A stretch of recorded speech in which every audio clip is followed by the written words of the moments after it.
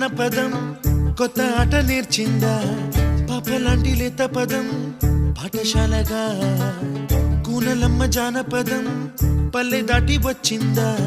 చవళిల జానతనం పాట చూపగా